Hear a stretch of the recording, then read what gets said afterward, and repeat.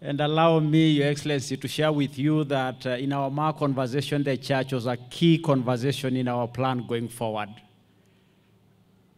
We said that the issues of our culture, our education, our land, and our church is our responsibility to build as part of strengthening our people, our community, so that we are able to play a meaningful role as the MAR people in Kenya.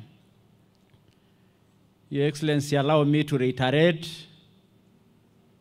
that your goal of taking Kenya to become a first world nation, you will not walk that journey alone. The MAR nation will walk with you.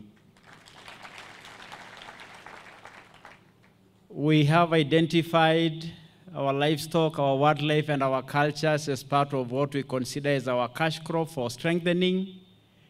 And we know they will play a central role in making our communities stronger economically and contribute meaningfully to the economy of our country, Kenya.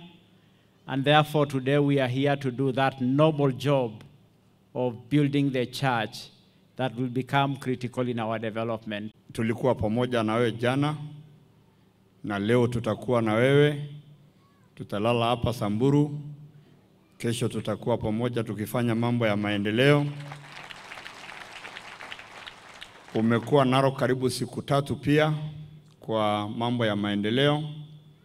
Na kwa kweli yale ambayo umefanya kwa hii wakati mfupi sana, sisi kama jamii ya Wamasai umetufanyia mengi sana. Na tunataka tu kukuambia ya kwamba tuko pamoja na wewe. Na niwaambie nyinyi wa Kristo ya kwamba tumuombee huyu president wetu aendelee atufanyia kazi. 2.5 years ago, Your Excellency, hakuna siku anakuja kanisa na kanisa wanalia na kuomba mambo ya usalama. I want to thank you and your government kwa sababu saa hizi mambo yametulia. We are not there, but at least there are some steps that have been taken that watu wanaishi kwa amani. Tunakushukuru kwa ile sub-county ya Samburu West ambayo umetupatia.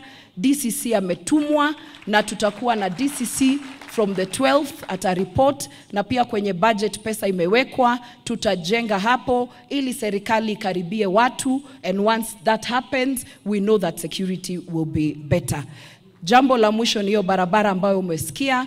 Asante kwa sababu in the previous government mulitujengea mpaka hapa Maralal. Waziri wa ardhi, na tutareta registry hapa ya ardhi. Rais ameshaamriza, mnajua iko hapo imekwama kidogo, lazima tukwamue. Na tunafanya kazi na gavana kwa hiyo, na msichana wenu huyu mjumbe wa hapa, Mheshimiwa Resuda. Within the next maximum 6 months, Your Excellency, tutakuja, turete hiyo ofisi, turete registrar, kwa sababu hawa watu wanatoka hapa all the way to Nyahururu.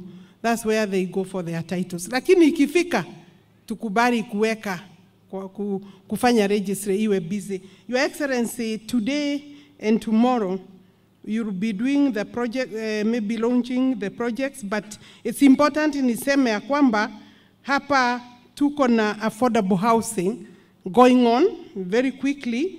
We have Milimani hapa Marara, we have phase 1, 2, and 3.